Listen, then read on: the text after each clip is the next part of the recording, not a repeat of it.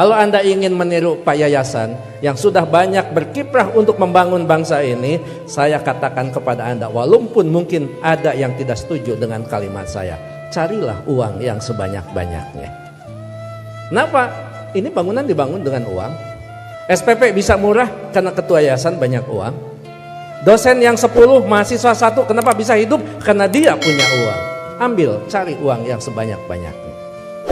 Semuanya terdiam kan? Karena semuanya tidak setuju, dia akan mengatakan, Anda akan mengatakan kepada saya, Pak Uman boleh uang cari, tetapi kan segalanya, bukan uang bukan segalanya. Saya setuju, uang bukan segalanya, tetapi kenyataan hidup segalanya butuh uang.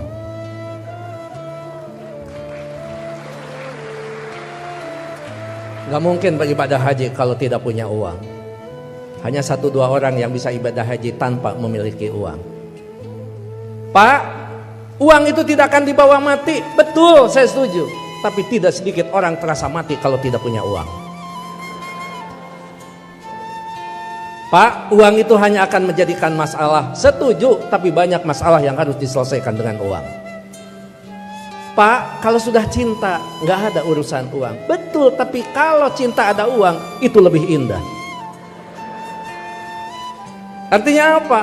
Kita bukan memandang enteng tentang uang, yang terpenting cari uang yang sebanyak-banyaknya dengan cara yang halal, dengan cara kejujuran, dengan tidak menyalahgunakan kewenangan, maka baru di situ dikatakan uang akan tepat berada di orang yang tepat, maka uang itu hakikatnya akan menjadi keberkahan bagi semua umat.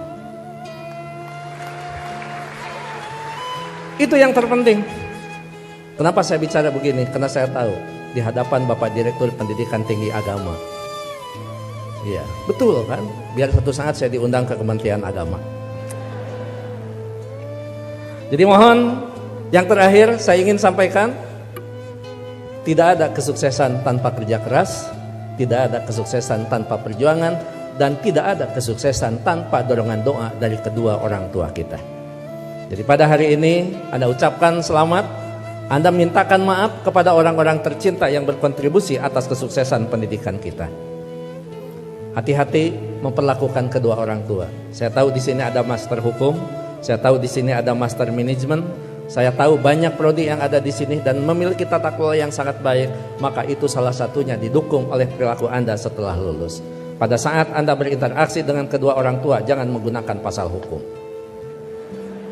Pada saat ibu mengatakan, saya mau ketemu, kamu pulang, maka Anda akan mengatakan, Mah, tidak boleh memaksa karena ada pasal hukumnya.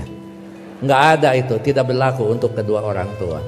Pada saat Anda diminta membantu kedua orang tua, Anda jangan menggunakan manajemen yang efektif. Tidak ada manajemen dalam hubungan dengan orang tua kecuali penghargaan, penghormatan, dan tempatkan dia sebagai di tempat yang paling sempurna sebagai kedua orang tua kita. Saya hanya ingin mengulang dengan cerita yang lama, tetapi ternyata ini memberikan sebuah inspirasi bagi kita. Mohon maaf, saya pernah jadi seorang pejabat. Pada saat saya sedang rapat, saya ditelepon oleh keponakan saya dan menyatakan ibu saya dalam keadaan sakit. Kemudian saya balas telepon itu dengan sebuah ungkapan yang agak sedikit sombong. Tolong cepat bawa ke dokter dan nanti uangnya akan saya transfer.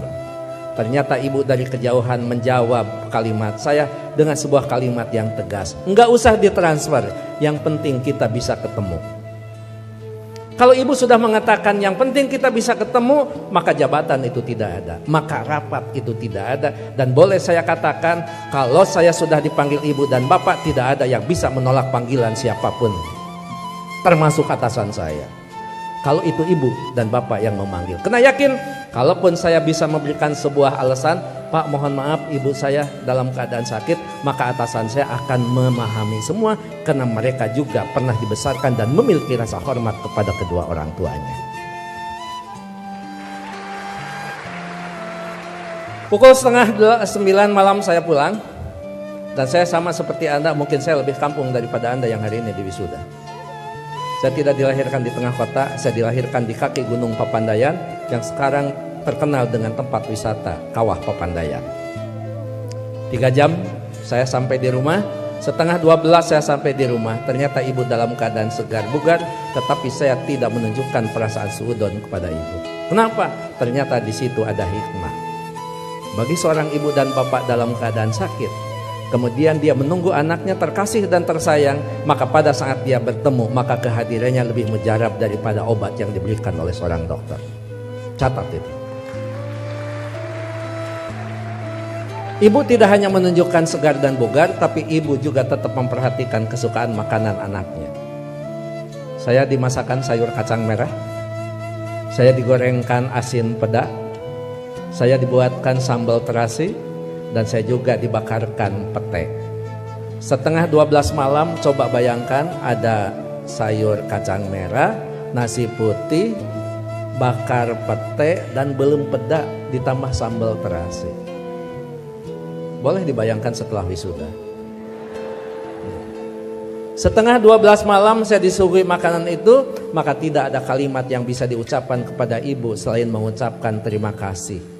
Padahal saya tidak biasa makan malam, kecuali makan nasi di waktu malam. Ya saya makan. Saya tidak pernah mengatakan, "Amah, ngapain masak?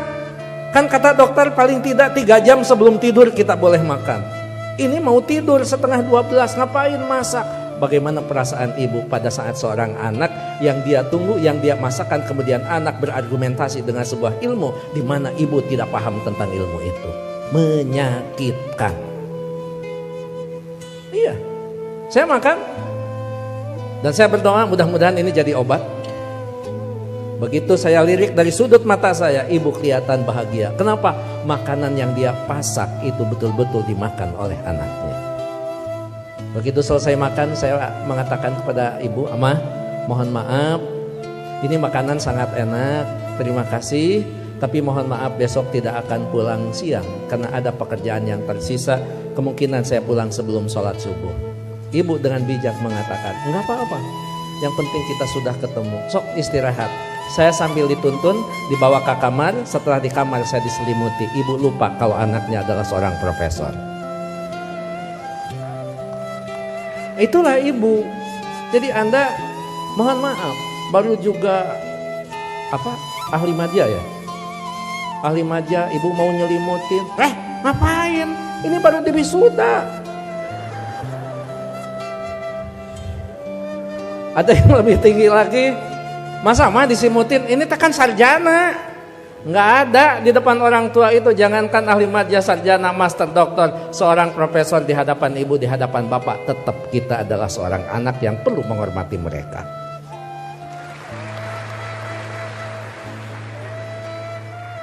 Yang paling indah dan paling membuat saya terharu, pada pukul 3 saya bangun, ternyata ibu sudah berdiri di samping saya sambil menepuk bahu saya.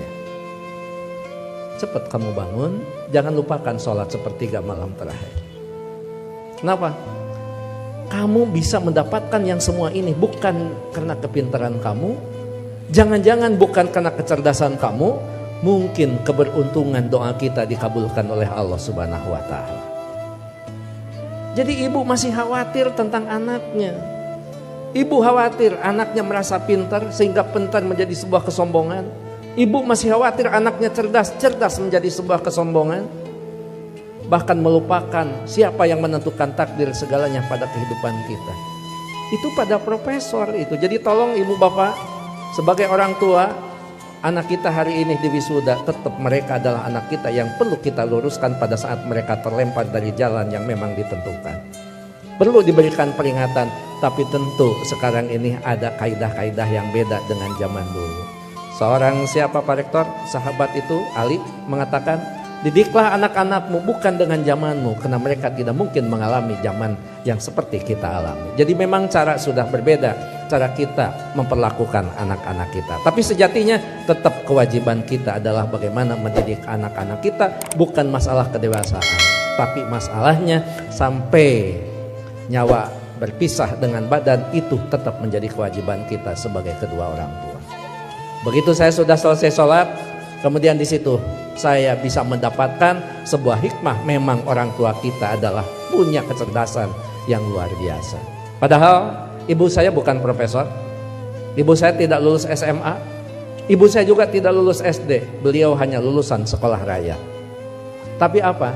Dalam sebuah komunikasi waktu itu saya katakan, "Ama, sekarang saya pergi, mohon pamit." Ibu masih bertanya, "Kamu nanti sholat di mana?" Saya jawab, "Nanti sholat di jalan." Ibu langsung mengkritisi kalimat saya, "Jangan suka sholat di jalan, ketabrak mobil." Itu kata ibu itu. Terus saya mikir, emang juga, emang benar masa sholat di jalan? Saya katakan, enggak, maksudnya sholat di masjid di jalan. Masih salah kalimat itu di hadapan ibu. Enggak ada masjid di jalan, paling dekat di pinggir jalan. Saya bilang, iya, nanti akan di masjid, sholat di masjid di perjalanan. Baru saya lulus dari ujian seorang ibu. Nah, lamun eta benar profesor. Dan yang terakhir, saya mohon maaf tadi malam tidak transfer karena Amah mengatakan tidak boleh transfer, tidak usah transfer, sehingga saya tidak transfer. Disitulah kecerdasan ibu luar biasa. Iya, nggak apa-apa. Ngapain harus transfer ke seorang ibu? Mana? Ibu lebih cerdas daripada seorang profesor. Oleh karena itu tentu saya berharap sekali lagi, kalau kita mau sukses, berbaiklah kepada guru, kepada orang tua kita. Kalau kita mau sukses, jangan pernah Anda melupakan karena kesuksesan kita adalah jerih payah dan hasil pemikiran kedua orang tua kita, termasuk guru-guru kita. Mudah-mudahan orang tua kita yang sekarang masih ada tetap diberikan kesehatan, diberikan usia yang panjang, tetap mampu membina dan membimbing anak-anaknya sampai menjadi investasi yang terbaik bagi keduanya. Bagi orang tua kita yang sudah tidak ada, termasuk kedua orang tua saya, mudah-mudahan senantiasa mendapat tempat yang terbaik di sisi Allah Subhanahu wa taala. Amin.